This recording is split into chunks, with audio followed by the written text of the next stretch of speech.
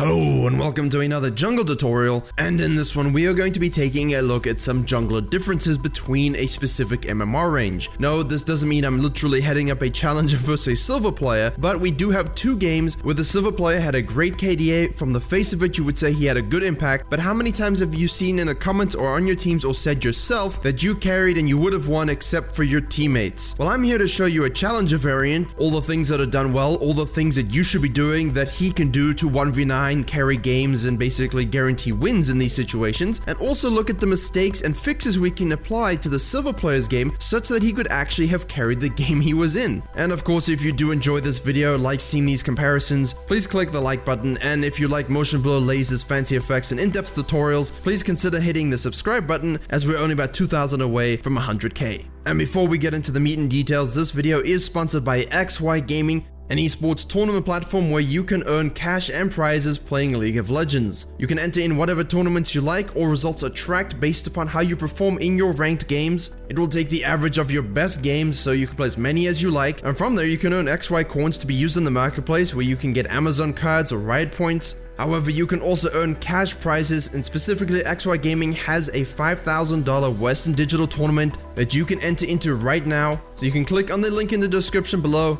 head to XY Gaming, sign up, link your IGN, and enter the Western Digital tournament for Odin. Now the first phase is obviously going to be the first 7 or 8 minutes or so. This includes your first clears, which we just had a video about. It also includes what ganking routes you're going to be taking, what you did with your level 6 power spike, which you should have reached at this point. But one of the more notable things I want to illustrate here is that yes, the Draven is Tyler, so I don't think he's too concerned about watching his jungler's blue buff. But as such, when you are grouped together as a team in the first minute, basically you can have that option for a delayed invade or a straight up invade, and the power of level 1 invades in terms of the extrapolation of the early game is something we can actually dedicate a video to. However, you have to have the right circumstances. In this case, it's very common for junglers just to do their whole red side now. That's making blue buff invades a little bit more common, a little bit more easy to do if you have your whole team together. Now, the whole point of this though is that the Kayn can shift his priorities based upon what's happened. He's taken in new information, he's able to process it and adapt. Fortunately, his blue buff is warded. However, if the Elise's team had warded the blue and they'd done the invade and she was aware that Kayn was stealing hers, Elise might make her way over and steal Kayn. So what he does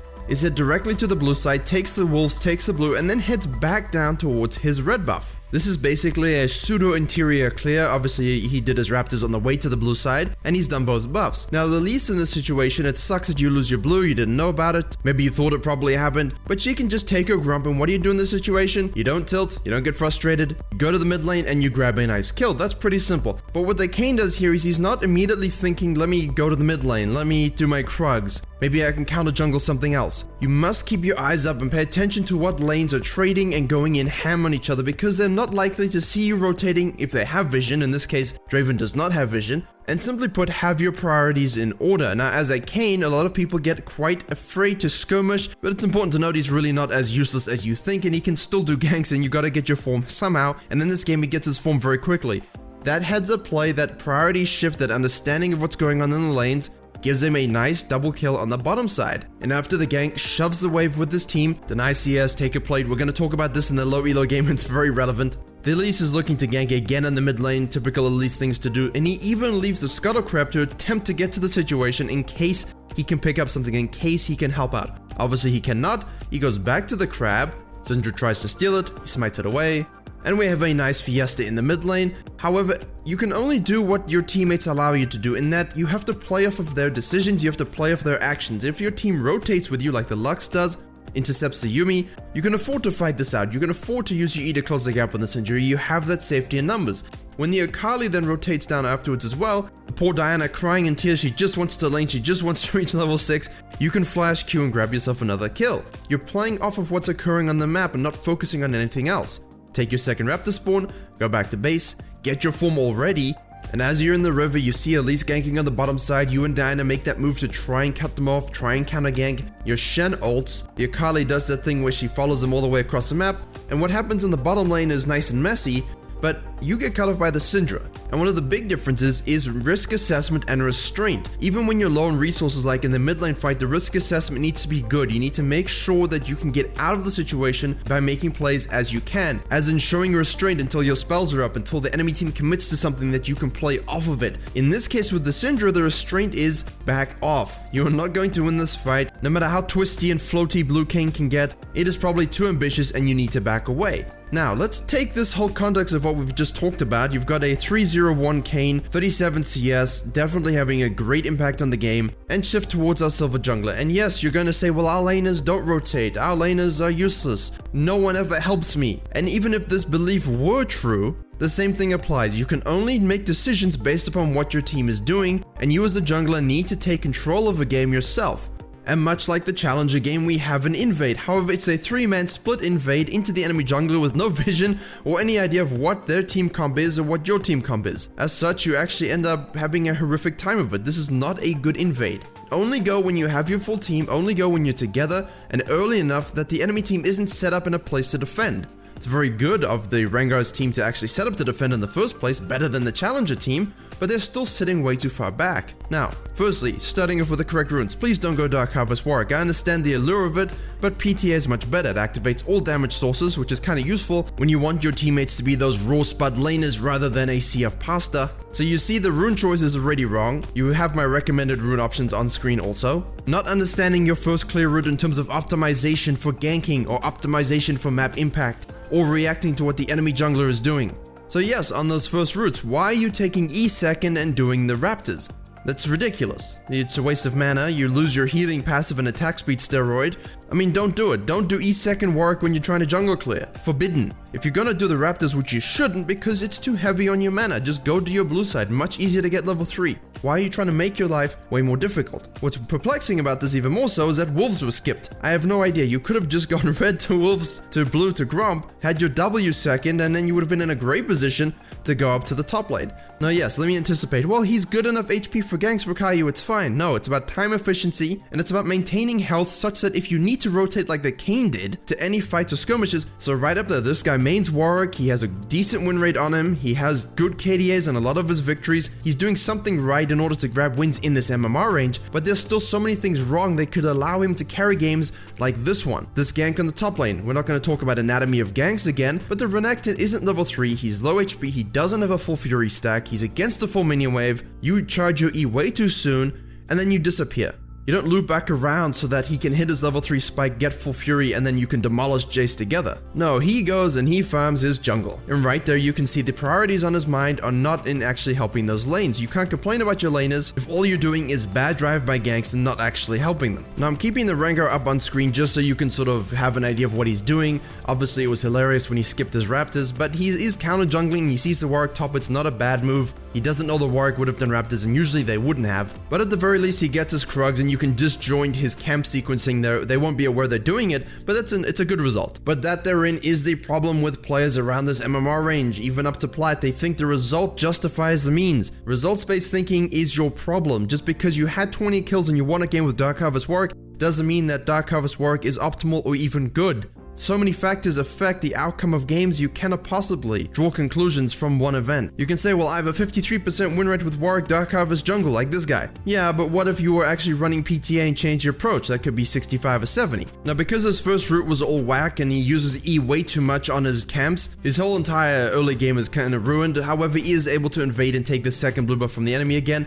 That's a nice little move. And then he heads to the bottom lane. Just please don't always use your E on your camps all the time. You really don't need to, except for the Scuttle Crab to remove resistances. However, he does use the angle to get a nice gank on the bottom lane. He wastes his E again on the Kai'Sa, just a Q will kill her. But the mirror image with the Kayn gank here is that he could have had a play with his E and his R and his flash available to take out the Lux. He also shouldn't have gone straight back to his Krugs instead of farming those. The Tristana is low. She clearly wants to push the wave to deny the enemy ADC while she's dead, so she can go back and perhaps get a BF sword if she was CSing somewhat competently. But no, he leaves and the Lux and the Tristana kill each other. Now the typical low elo complaint would be, wow, my Tristana, that's so suck. Why'd you go against them 1v1 and you feeding the Lux? What's wrong with you? You're the jungler. You had complete control of the situation. You could have helped push the wave easily. You could have easily had an R flash E combination on the Lux to take her out with the Tristana. You could have had a tower played as well. You chose to go to Crux. Your priorities were out of whack. You don't blame Kittens for playing with a cardboard box. You don't blame your laners and Silver for doing what Tristana did. Now let's shift into phase 2 of our challenger game. Now you see the Elise wants to tower dive from the back. However, the Kayn is way far ahead. He actually makes the move before Elise is able to, grabs himself a kill, goes back to base for an item spike,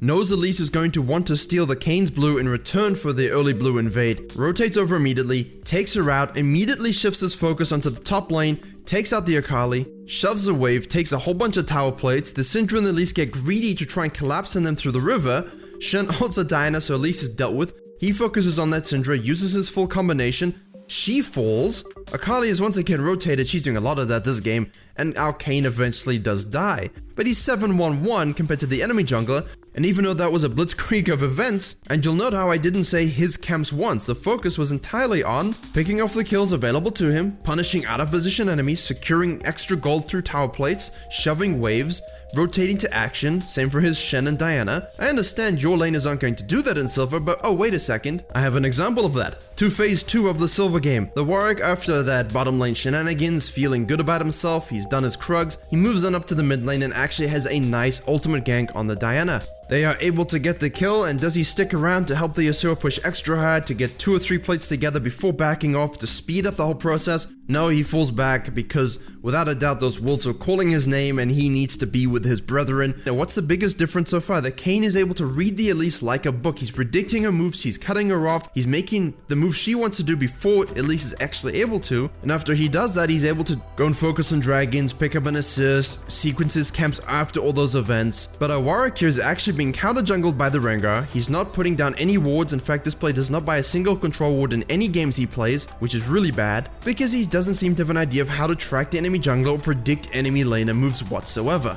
As you can see, because he walks into the Rengar's jungle, who his Raptors and Krugs are all taken, if you had any sort of vision, if you had any sort of plant activation, you could do all these things without wasting the time to go look for yourself. That's the whole point of jungle tracking, extrapolation, and vision control. But the big point is, yes, there is a collapse of laners, everyone rotates and everyone is involved in a fight. The Rengar and Diana are chasing the Yasuo. He's moving towards the Warwick handily comes in to try and help. The Renekton's also rotating and so is the Jace.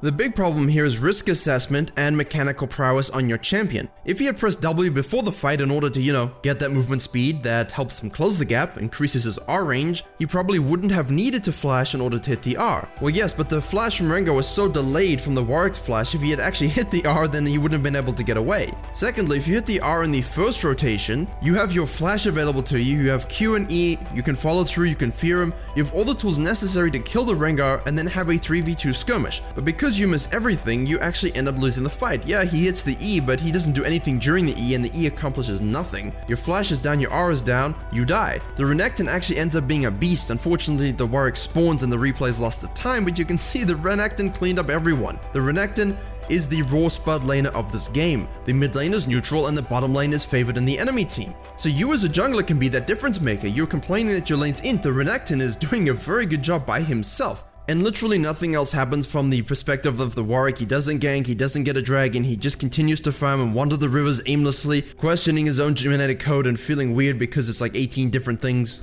But eventually there is a bottom lane fight he can rotate to. Unfortunately, the tower is already lost. He did nothing to help prevent it. He did nothing to help stop it. They have here an opportunity to shut down the enemy Kai'Sa, get a whole bunch of gold, and regain the lead because the gold lead overall wasn't actually that great. Now you need to understand your champion, and using your E and your R in one combination on a single target is really pointless because if you hit your R, they're suppressed and your E is wasted. He had his W up, he had his movement speed going, there was no need to use his R just yet. He could have rushed in, used the E fear on the Kai'Sa, and then Ardor immediately afterwards. Chain CC to guarantee the kill, you can Q follow through if you need to. The Kai'Sa did play it very well, and you watch as the Warwick chases her in futility. The Rengar does a great job rotating, heads up priorities. My Kai'Sa's in trouble, let me get there, and the Warwick falls. Now I don't know about you all, but if I missed 2 out of my 4 spells, I'm not blaming my bottom lane for my own misplay and for feeding the Kai'Sa. She should have easily died there, and it's on you that she didn't. Now we can briefly run down phase 3 for the Kayn. Because he has such a huge lead, he has so many kills,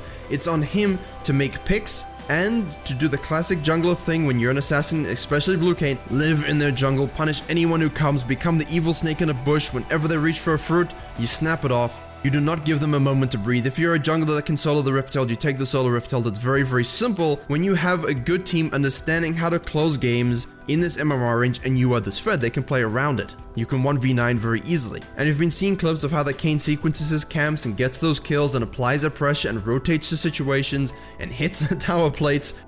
All these things he's doing because he has a supreme mechanical ability on his champion. Phase 3 ends, they surrender, Tyler has had enough, he doesn't want to die by blue Kayn anymore, and once again, heavy rotations and understanding of the map yield another win for an assassin jungler. Now in low elo, we shift to phase 3 of our Warwick game, and you can watch clips of our little hero doing his best to hold out the game. You see the final KDO on screen now, and on the face of it you think, oh, he tried so hard to bring it back. Well, the Renekton was quite fed and he ended up punishing a lot of out of position people as Warwick and getting a few kills here and there, but it's mostly because the enemy team, especially in silver and gold or whatever, have no idea how to close games. The reason I made the video why you lose winnable games was inspired by diamond games. You can only imagine this is way worse the lower down you go. The focus here very much was on comparing the two junglers and their practices, their habits, good and bad. So even though the gold jungler had these impacts, when you guys are blaming your teammates, you have to consider what are you not doing that other junglers do that allows them to carry this MMR range and get all the way to the higher levels of the ladder. Obviously you can't just become a challenger player overnight, but everyone has to begin somewhere. So you need to start chipping away at these things you aren't doing and bring them into your games as you improve so that you can play off of what your teammates are doing much better in order to secure those wins and avoid those throws. Thank you very much for watching. Please don't forget to like, share, and comment if you enjoyed. I hope you were able to enjoy and learn something. Please do consider subscribing. If you did, we are almost at 100,000. And as always, I will see you all in the next tutorial.